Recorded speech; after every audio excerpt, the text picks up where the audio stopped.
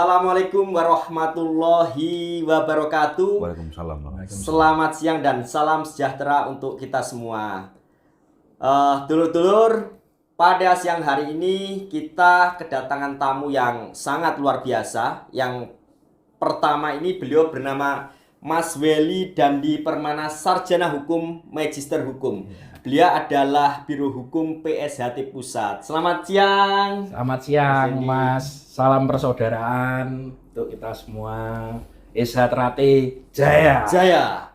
Selanjutnya ini yang nggak asing ya, di wilayah Selingkar Wilis ya, daerah Kediri dan sekitarnya. Karesidenan ini pasti kenal dengan pengacara kondangnya ini ya, Mas Agung Hardiono, Sarjana Hukum, Magister Hukum, selaku Ketua Cabang PSHT Kabupaten Kediri. Selamat siang, Mas. Siang, Mas. Salam persaudaraan. Salam persaudaraan PSHT Jaya. Lanjut ya, kita akan mengulas ya tentang kemarin di Kabupaten Kediri sewaktu pengesahan ada sedikit trouble, namun pengesahan berjalan dengan baik. Untuk itu sebelumnya saya akan menanyakan tentang sejarah berdirinya PSHT secara singkat ya. PSHT itu apa, berdiri sejak kapan? Mungkin lebih tepatnya kita menghadap kepada yang pusat ya. Bagaimana, Mas Welly? Mas Welly bisa dijelaskan? Ya, Assalamualaikum warahmatullahi wabarakatuh. Waalaikumsalam warahmatullahi wabarakatuh. Dalam hal ini kalau berbicara konteks pendirian PSHT ini, saya kira sudah di berbagai kesempatan baik dari pengurus pusat untuk merefresh, mengingatkan. Memang dinamika tadi yang disampaikan oleh Mas Buba bahwa ada trouble di Kediri, memang kita tidak bisa memotong konteks kaitan dengan legal formal PSHT ini baru diambil misal di penghujung tahun 2025 tentunya. Memang kita harus melihat bahwa kapan sih organisasi PSHT ini didirikan. Jadi mungkin kita sekilas, kita sama-sama mungkin dari warga PSHT khususnya dan masyarakat pada umumnya sudah sama-sama memahami bahwa PSHT ini dirintis di Madiun, di Desa Pilangbango tahun 1922 oleh Ki Hajar Harjo Utomo, yaitu Bapak Perintis PSHT. Dan PSHT ini memiliki anggaran dasar ya, yang pertama kali itu tahun 1951, Mas. Dan itu terus-menerus diperbaharui ya, diperbaharui melalui kongres atau istilahnya dalam PSHT itu mubes, musyawarah besar, atau yang belakangan ini berubah menjadi parluh atau parapatan luhur itu istilahnya. Jadi anggaran dasar PSHT terus-menerus diperbaharui sesuai dengan kondisi, sesuai dengan perkembangan, tentunya perkembangan sekarang, perkembangan zaman yang tentu sudah sangat berbeda dengan zaman dulu pada saat masih Bapak Harjo Utomo dan kemudian generasi dari Mas Imam, kemudian ke almarhum Mas Tarmaji, kemudian sekarang sudah dinamikanya sudah cepat kan, dinamika perkembangan di digital, di era transformasi perkembangan global ini. Memang suka tidak suka, mau tidak mau PSHT harus mengikuti. Oleh karena itu pada saat kita hasil daripada parapatan luhur ya, kita sampaikan parapatan luhur 2016 itu melahirkan anggaran dasar di 2016. Kemudian dari Ketua Umum hasil parapatan luhur 2016 yaitu Kang Mas Dr. Taufik itu mendaftarkan pertama kali PSHT di Kementerian Hukum dan HAM untuk didaftarkan sebagai badan hukum. 2016 Mas ya? 2019 menggunakan dengan dasar anggaran dasar 2016 hasil parluh tadi ya, baik kepengurusannya, anggaran dasarnya, kemudian didaftarkan. Karena kita suka tidak suka, kita organisasi PSHT harus mengikuti perkembangan. Karena sekarang kita tahu kita mau bertransaksi di bank untuk bisa disebut sebagai subjek hukum, itu kan harus jelas. Apakah dia itu person secara orang atau badan hukum kan gitu. Nah, karena sekarang PSHT masyarakatnya sudah sangat banyak, bahkan sudah internasional.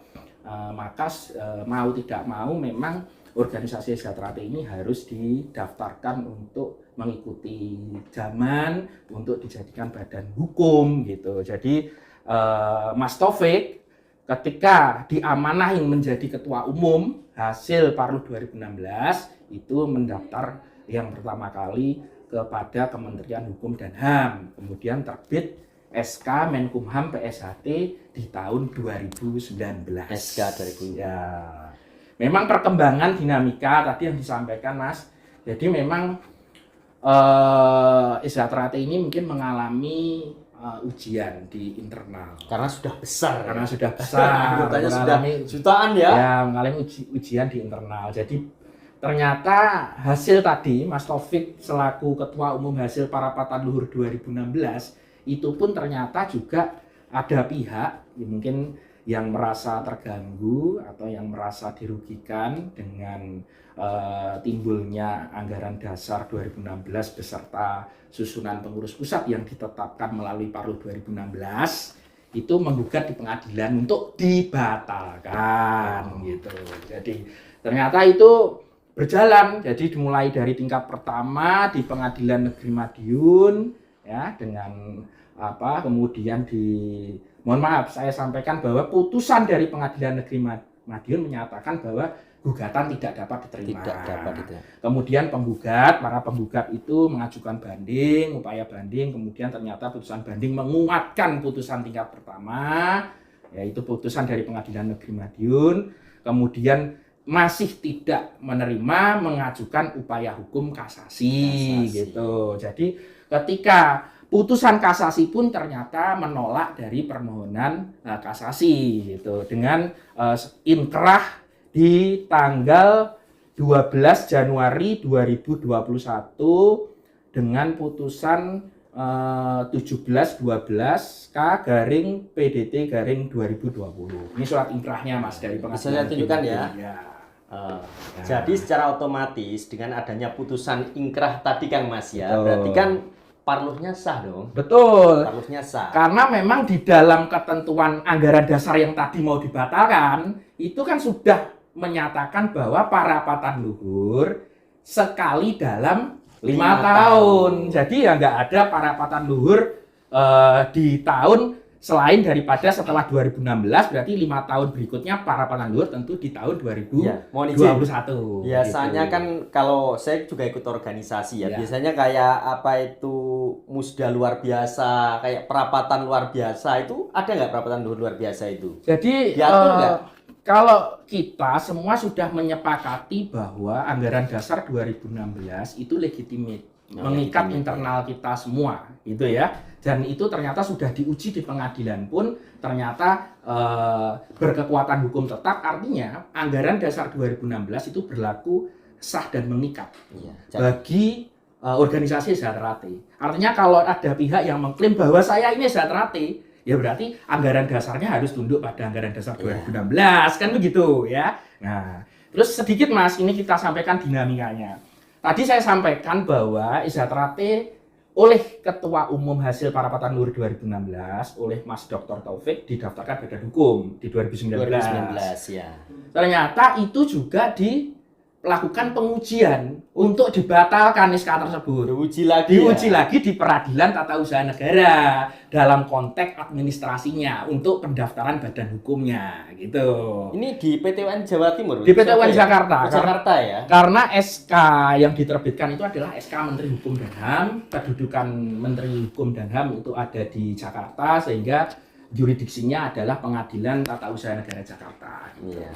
Jadi diajukan gugatan di PT UN ya, ternyata dinamikanya menjadi memang suka tidak suka pengurus pusat harus melayani. Siap. Harus melayani yang namanya diajukan gugatan, ya itu kebetulan gugatan itu diajukan oleh penggugat yang diwakili oleh Dr. Andes R. Murjoko dan Insinyur Tono Suharyanto. Terus putusannya bagaimana? Ya, ini panjang Mas, panjang.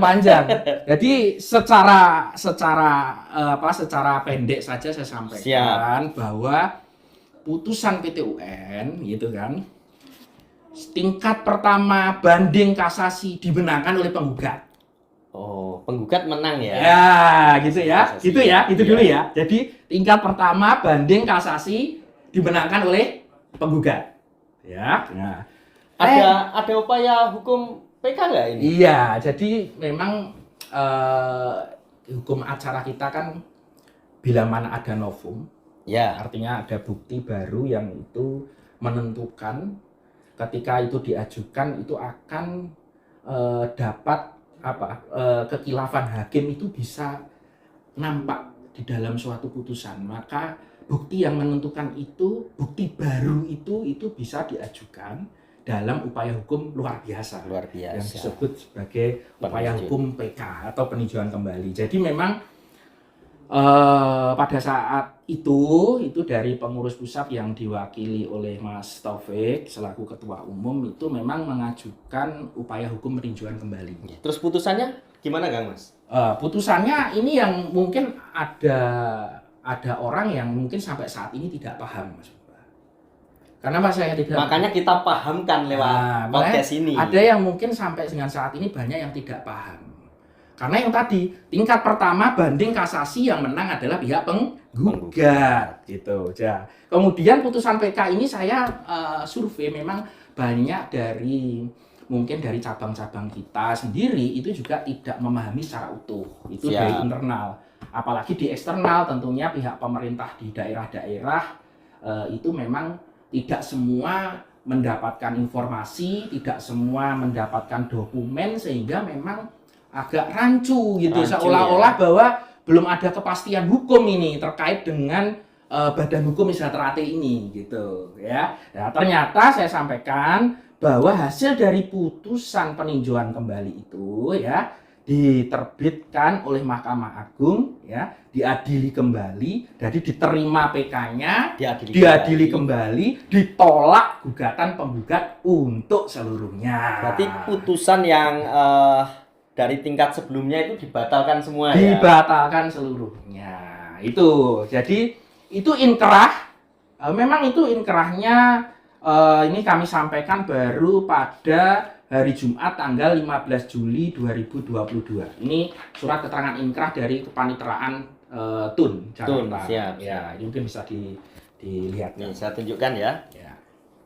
Eranya transparansi, kita tunjukkan data-data yang sebenarnya ya, biar dulur-dulur nanti bisa mempelajari dan membaca, supaya ke depan tidak terjadi salah paham lagi. Ya, saya teruskan ya Mas ya, saya Monggo, lanjutkan. Mas. Nah, ternyata pihak yang kalah itu mengajukan upaya hukum PK juga. PK2 tadi ya. Disebut PK kedua PK gitu. Jadi mengajukan peninjauan kembali kedua yang diajukan oleh pihak yang merasa kalah lah dengan adanya putusan PK pertama ini, PK ke-1 itu. Ya, kita sama-sama ketahui bahwa ternyata putusan dari PK kedua ini juga sudah diputus itu tanggal 16 November 2023. Ini salinan putusan ini saya fotokopi ya, ini Siap, putusan PK kedua. Ini buat saya boleh Kang Mas? Boleh, Ya, boleh. biar nanti Ya. kalau ada yang tanya kan saya bisa menunjukkan Ya. ya. Artinya di dalam putusan PK kedua bahwa PK kedua ini ditolak. Ditolak. Jadi peninjauan kembali yang diajukan oleh Dr. Andes R. Murjoko dan Insinyur Tono Suharyanto ini ditolak. Jadi seharusnya dengan putusan PK1 dan PK2, badan hukum itu harusnya terbit kembali ya. Ya, begini Mas. Dipulihkan ya Ya, istilahnya. jadi begini. Tadi kan SK 2019 itu kan digugat. Digugat, Tingkat pertama banding kasasi menang menang, dari pihak penggugat. ya, Dari pihaknya Pak Taufik, pihaknya Mas Taufik ini kan kalah. kalah. Ya kan? Nah. Kemudian ada penetapan. Pengadilan kan biasa kalau ada penetapan eksekusi kan pasti ada penetapan, ya kan gitu. Ada penetapan. Kemudian SK dari Mas Taufik itu dicabut kan gitu, ya kan? Dasar dari putusan dan penetapan tadi ya. Iya, dasar dari kemenangan di tingkat kasasi Iya. gitu ya. Itu di putusan kasasi yang dari pihak penggugat itu menang. beliau mengajukan, dari kuasa hukumnya mengajukan untuk dilakukan eksekusi, lahirlah penetapan. Lahir penetapan. Nah, untuk memerintahkan kepada tergugat Menteri Hukum mencabut SK-nya dari Dr. Muhammad Taufik, kan gitu. Iya, iya. Sudah dicabut oleh Menteri Hukum, kan gitu. Dicabut oleh Menteri Hukum. Belakangan PK menang gitu. Berbalik dong, berarti. PK 1 menang, PK kedua dari pihak lawan mengajukan peninjauan kembali ternyata ditolak. Inkrah, kan gitu. PK 68 Junto 237 ya, putusan PK pertama, Junto putusan PK kedua, putusan nomor 237 inkrah ya. Kemudian dari pihak kuasa hukum ini kebetulan salah satu kuasa hukumnya ada beliaunya juga ini. Beliaunya ini ya. Ini mengajukan permohonan kepada ketua pengadilan untuk dilakukan perintah juga kepada Menteri Hukum ya kan, untuk memulihkan, kan begitu. Ya. Sudah dicabut kok, berarti kan harus dipulihkan, kan gitu. Nah, akhirnya dari pihak kuasa hukum dari Mas Taufik ini mengajukan proses untuk pemulihan SK yang tadi sudah dicabut oleh Menteri Hukum. Ya, ya. Nah, itu diajukan, kemudian timbul penetapan, ya kan gitu. Jadi memang dalam hukum acara, ya mungkin barangkali ini mungkin banyak yang juga tidak memahami. Kadang memang mohon izin, memang tidak semua memahami konteks hukum acara kalau memang tidak concern atau tidak biasa beracara, ya begitu. Ya. Jadi memang ini perlu kita sampaikan supaya menjadi terang bahwa kuasa hukum mengajukan untuk diajukan eksekusi dari hasil 68 Junto 237, kan gitu. Prosesnya sampai mana Kang Mas sekarang ini? Ya sudah ada penetapan. Ya. Sudah ada penetapan Sudah ada penetapan ya. Ini penetapan nomor 217. Ini penetapannya ini Mas. Nah, ini bisa penetapannya ya. Bisa dimunculkan ini di kamera. Nah.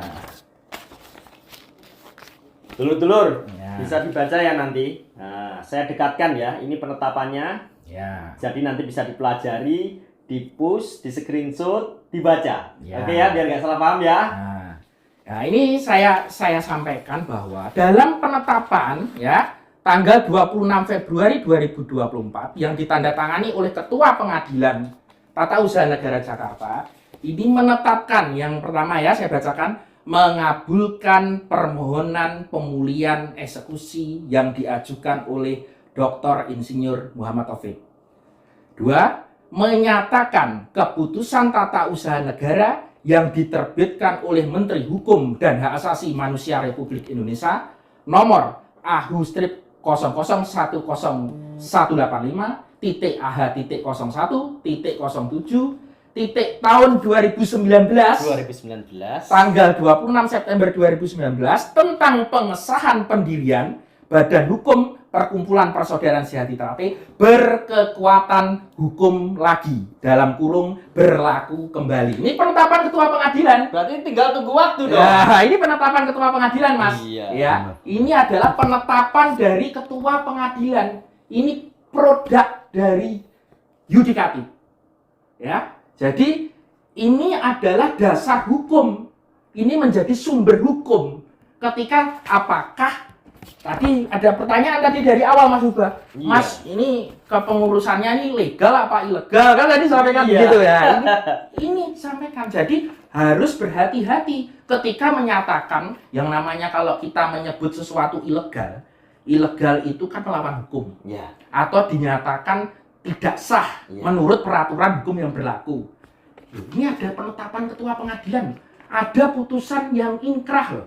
Sudah dinyatakan oleh Ketua Pengadilan melalui penetapan berkekuatan hukum lagi, berlaku kembali. Kalau ada yang mengatakan tidak sah, ilegal, ada ancaman hukumannya nggak Mas? Sepertinya ada Kang Mas ya. Ini selanjutnya ya, pasca penetapan ini diajukan nggak permohonan pemulihan dilakukan? Ya, memang saat ini proses, memang ini kan internal ya, karena dari yudikatif sudah selesai, dari pengadilan sudah selesai, sudah memerintahkan kepada Pak Menteri. Berarti ini domainnya kementerian. Ya, memang saat ini kami juga sudah menyampaikan kepada Menteri Hukum, Dan saya berkeyakinan Orang ESA itu harus yakin ya, Menteri Hukum akan patuh dan taat terhadap perintah putusan pengadilan. Saya punya keyakinan itu karena kita negara hukum kan gitu. Negara Indonesia adalah negara hukum. Makanya saya punya keyakinan. Karena hukum itu equal Mas ya. Betul. Yang tadi itu dilakukan, sekarang harus dilakukan juga ya. Betul. Equal ya. Artinya bahwa terkait dengan SK pengesahan Badan Hukum Pak Taufik tahun 2019 ini berlaku kembali.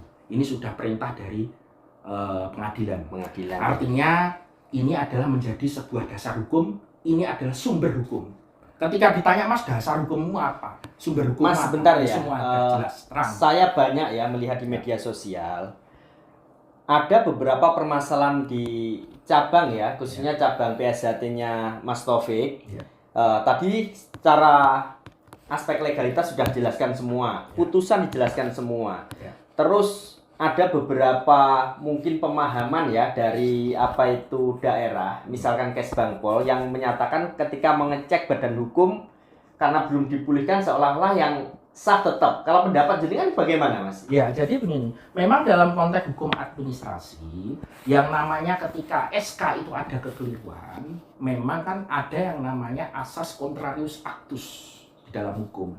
Jadi siapa yang pejabat yang menerbitkan, ya kan, ketika ada kekeliruan itu dapat menarik kembali atau merevisi. Ya. Ini yang harusnya dipahami. Ketika katakanlah misal di Kesbang di daerah-daerah ya.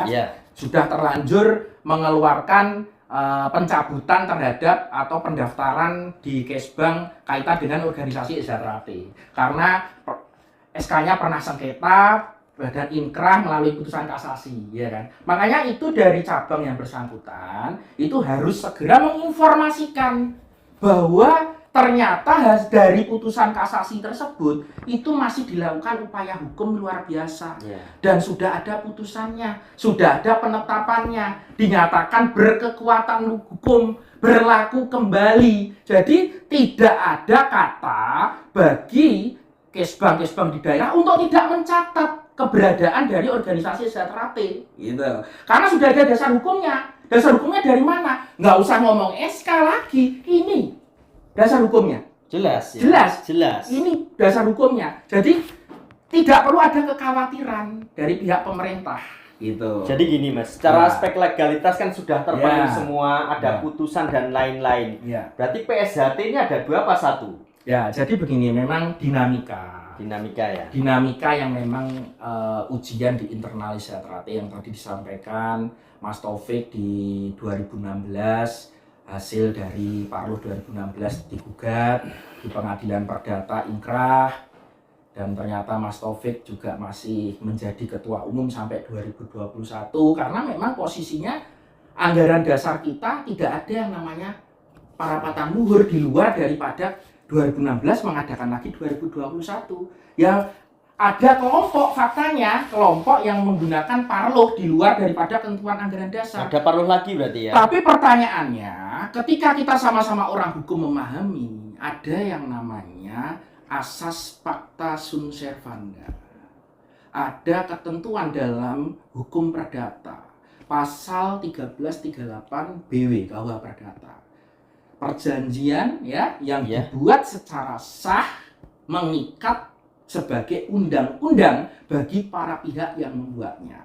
Artinya apa? Bahwa organisasi SHT ketika kita berbicara konteks organisasi SHT artinya tidak ada di luar daripada SHT hasil Parlo 2016. Ya, jadi itu melalui proses peradilan perdata sudah inkrah, di dalam ketentuan hukum pun diatur, Mas. Lengkap sudah. Jadi kalau kita mau sebenarnya dalam konteks sekarang ini kita justru prihatin, menyayangkan kenapa masih ada upaya, kan mungkin pihak yang merasa tidak suka atau merasa dirugikan dengan hasil Parlo 2016 ini kan sudah mengajukan gugatan.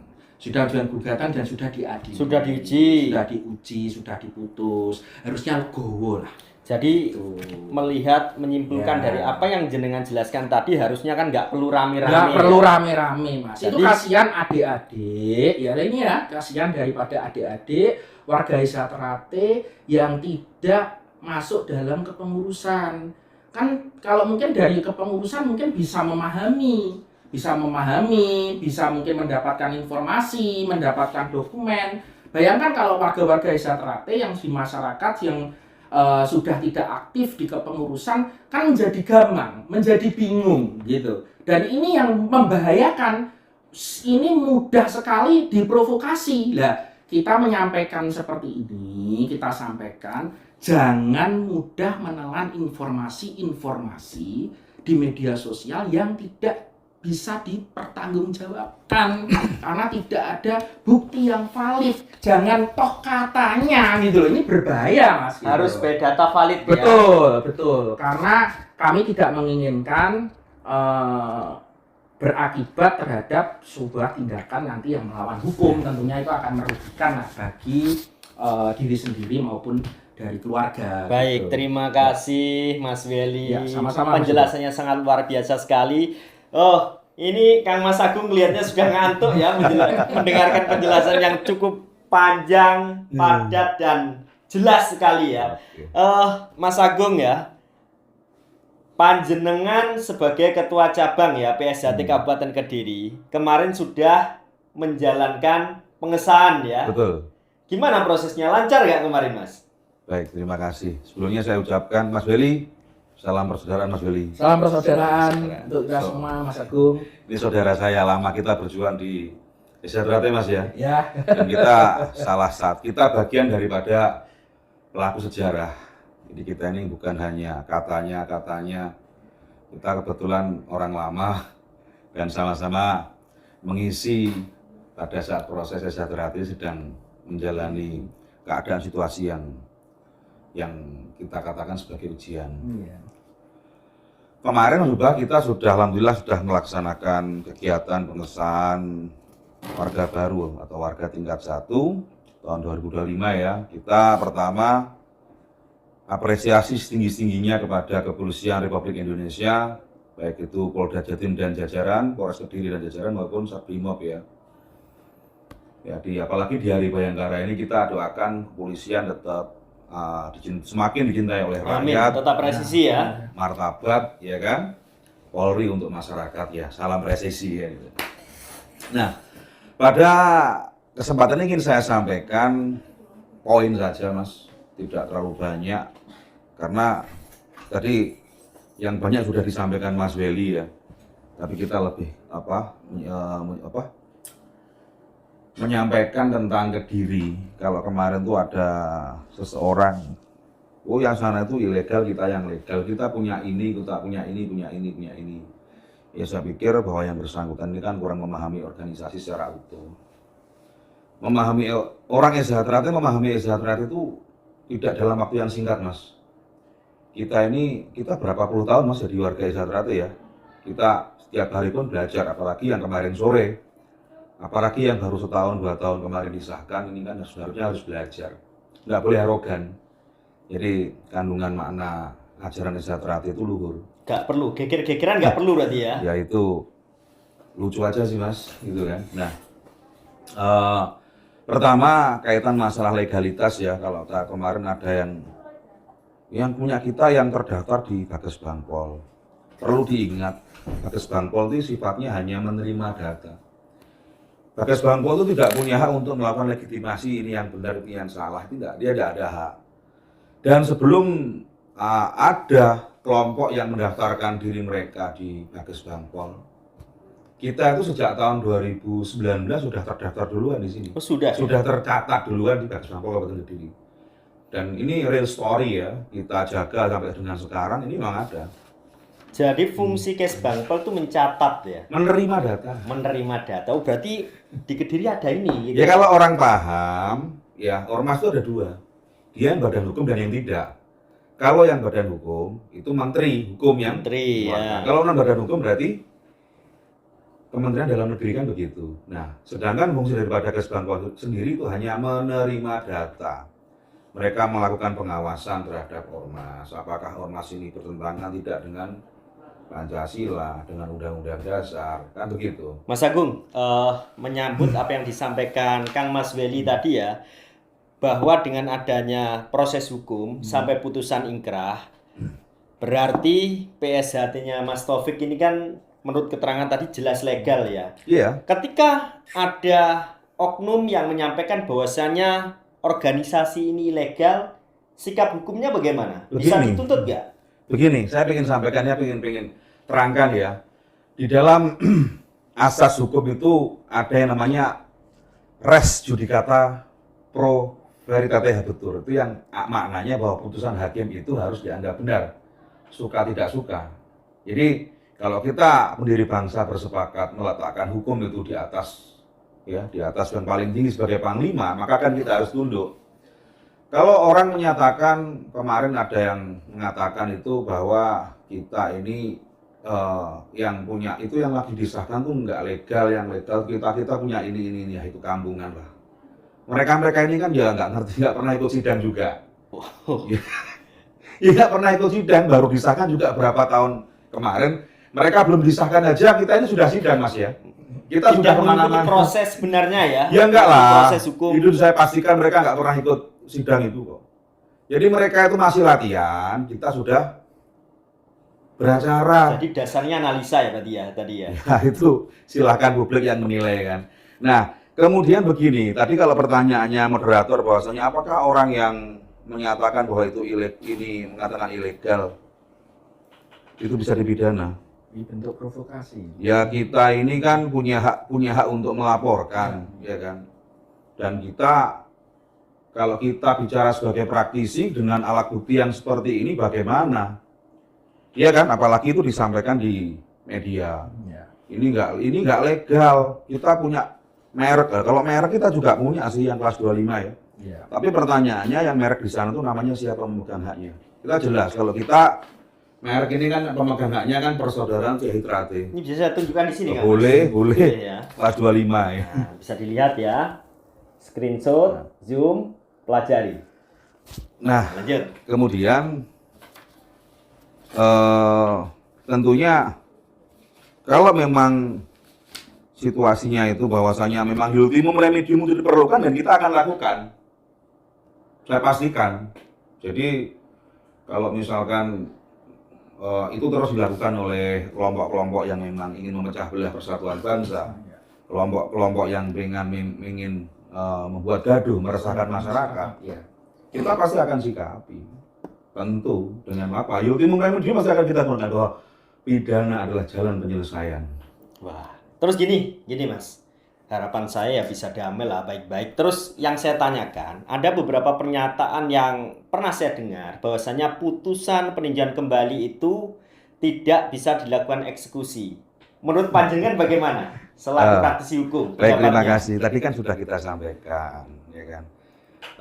Mungkin yang bersangkutan ini kayaknya belum pernah beracara di PT UN. Jangan beracara, mungkin ke PT UN aja belum pernah.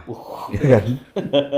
Jadi, itu kemungkinan, sehingga pengetahuan keilmuannya memang ya begitulah gitu. Nah, kita tidak ingin terhadap statement itu bahwa putusan PK itu tidak dapat dilaksanakan eksekusi, dasarnya apa? Kan begitu. Iya. Nah ini kemarin terakhir itu kan ada surat perintah untuk melaksanakan, ya kan? Itu perlu kita update nggak itu? Kayaknya nggak perlu sih ya. Kita ada itu perintah untuk melaksanakan pada Menteri Hukum. Baik, terima kasih Kang Mas Agung. Saya pikir penjelasan dari beliau pakar hukum ini sudah sangat luar biasa. Intinya begini Mas Ubah, kita ini di Kediri, ya kan? Kita tahu realitanya itu ada dualitas. Saya berharap kedua-duanya bisa saling menghormati. Ya, itu harapan saya. Ini harapannya APH juga ya. Toh kalau misalkan terjadi bentrok itu yang rugi siapa? Iyalah. Tapi saya ingin ingatkan, ya mudah-mudahan ini menyentuh juga untuk teman-teman APH. Bahwasanya bentrokan yang terjadi di perguruan, atau terutama di Esatrati, ini harus usut tuntas. Jadi jangan hanya diperiksa saja oknumnya yang melakukan. Tapi pertanyaannya, kalau dalam hukum pidana itu ada dader, ada main dader. Iya. Dader ini kan pelaku utamanya. Otak dari pelaku ini siapa? Intinya usut tuntas ya. Iya. Karena nanti pasti akan pengembangan itu akan muncul beberapa dugaan tindak pidana. Ini yang kita harapkan kepolisian ini, bahwa seringkali kita sampaikan kepada Bapak Kapolres, penindakan dalam proses penyelesaian perguruan, proses hukum yang dilakukan oleh kepolisian merupakan bagian daripada pencegahan. Kalau itu nggak dilakukan, bangsa ini mau jadi apa gitu loh. Pendiri bangsa saja mendirikan Pancasila itu renungannya dalam gitu kan. Hanya 5 tetapi maknanya sangat dalam. Sudah mencakup semuanya ya. Iya, jadi jangan kita ini berorganisasi tetapi tidak kita tidak mengindahkan nilai-nilai dalam Pancasila maupun beragama. Baik, terima kasih Mas Agung. Saya rasa ini tadi yang kita bahas sudah semuanya lengkap ya. Mungkin sebelum saya mengakhiri podcast pada siang hari ini, saya ingin closing statement ya, yang mendamaikan antara kedua belah pihak dan terciptanya persatuan. Mungkin closing statement pertama dari Kang Mas Welly. Ya. Monggo Kang Mas. Ya, kami pilih harapan. Mas Taufik selaku Ketua Umum Desa Trate berkali-kali menggaungkan bahwa sudahi pertikaian antar saudara, kita kembali kepada ajaran Desa Trate, kita nyawiji. Alhamdulillah. Jadi itu digaungkan oleh Ketua Umum supaya kita semua mengingat bahwa sudahlah, perseteruan di hukum ini kan sudah selesai, sudah final. Tadi sudah kami sampaikan, di bidang keperdataan sudah selesai, di bidang TUN, di administrasi negara juga sudah selesai. Ya saya kira setelah ini negara memberikan kepastian hukum, memberikan pengaktifan SK kepada Mas Taufik, tentu sudah final semua. Dan harapannya ya kita bisa kembali guyub rukun. Udah, kita harus bisa mengakhiri perseteruan silang pendapat karena kita sudah serahkan untuk diadili sesuai dengan prosedur hukum. Kan gitu ya. Sepakat Itu sekali. Dan salah satu daripada manusia yang beresa atau bersetia hati, kita memiliki ajaran setia hati Trate, organisasi kita.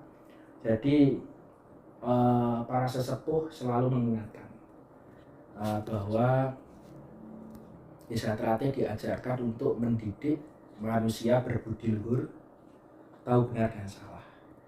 Jadi kita harus sama-sama memahami ketika memang sudah ada putusan pengadilannya, eker-ekeran di hukum sudah selesai, sudah ditentukan oleh hukum, ya sudah. Kalau kita memang memahami benar dan salah, itu adalah jangan dari sesepuh supaya kita mengakhiri, tidak ada yang perlu disesali. Ayo sama-sama kembali. Sama-sama kembali, kita sama-sama menyadari, ya, tapi dengan bingkai persaudaraan yang sangat indah. Alhamdulillah. Jadi itu mungkin yang bisa saya sampaikan, dan saya mengimbau kepada seluruh warga dan adik-adik, khususnya ini masih dalam suasana Muharram, dalam Syurwan. Artinya siapapun saat ini mungkin masih ada silang pendapat dengan konteks kepengurusan, mungkin ada yang masih di pihak A, pihak B, ya gitu. Yang terpenting harus menjaga kerukunan, mewujudkan kondisi Kamtipmas ya, yang kondusif, aman, tertib, supaya Suro tahun 2025 ini bisa menjadi titik awal di mana nanti ke depan Desa Trate itu bisa nyawiji. Mungkin itu yang bisa saya sampaikan. Terima kasih. Baik, terima kasih Mas Welly. Selanjutnya Kang Mas Agung. Bagaimana Kang Mas? Baik, closing terakhir saya itu begini ya. Jadi Kediri itu yang bikin gaduh itu kan kita tahu siapa-siapa aja itu kan orang-orangnya. Tolonglah. Kita berharap pada beliau-beliau sekalian untuk tidak menjerumuskan adik-adiknya ya ke dalam hal-hal yang nanti malah menjerumuskan ke dalam pelanggaran hukum. Ya kan? Kita ingatkan, apalagi kalau misalkan ada advokat itu punya kode etik, ya kan. Kita punya cara-cara etika dalam berprofesi. Ini harus kita pakai. Yang namanya kita officium nobile, profesi yang mulia, maka seyogianya profesi itu terjaga. Ya kan? Jadi kalau misalkan ada statement, kemarin saya pernah mendengar tidak seimbang. Saya berpikir, Kabupaten Kediri ini kan Esa Trate, ya, di PSHT Kabupaten Kediri itu kan saya ketuanya. Jadi untuk mengalahkan seorang ketua, seorang agung aja harus mengerahkan massa. Berarti ini yang nggak imbang siapa ya? Kan bertanya-tanya itu ya, nggak imbang siapa ya itu. Kan begitu. Jadi prinsipnya kita berharap teman-teman dulur-dulur ya untuk memfilter informasi yang beredar, ya kan. Jangan sampai nanti ketika ada pengerahan massa justru nanti merugikan pribadi dan keluarga. Kalau sudah seperti itu, siapa yang mau nanti membantu? Tidak ada. Itu sih, kita pengennya Kediri ini guyup, Kediri itu rukun, dalam suasana bingkai persaudaraan meskipun dalam kondisi dualitas lah. Kita tahu itu. Dan kalau misalkan ingin melakukan upaya, silahkan itu menyampaikan kepada pengurus pusatnya. Jadi jangan mengorbankan adik-adik yang di bawah. Kita ini adalah orang-orang Esa Trate yang diajari tentang ajaran setia hati, di mana ajaran itu adalah budi luhur, itu ada pepacu. Di mana salah satu pepacu itu kita tidak boleh berkelahi sama saudara. Sepakat sekali. Saya pikir demikian. Cukup. Mas Ubah. Baik, terima kasih pemirsa dulur-dulur semua. Ini adalah podcast kita yang pertama dan akan ada podcast-podcast lainnya yang akan kita bahas ya terkait PSHT dan prestasi-prestasi apa yang didapatkan oleh warga-warga PSHT dalam memajukan olahraga di Indonesia. Mungkin itu, terima kasih. Terima kasih Mas Weli. Terima kasih Mas Ubah. Terima kasih Mas Agung. Terima kasih matur nuwun. Sampai jumpa kembali. Salam persaudaraan PSHT. Jaya. Jaya.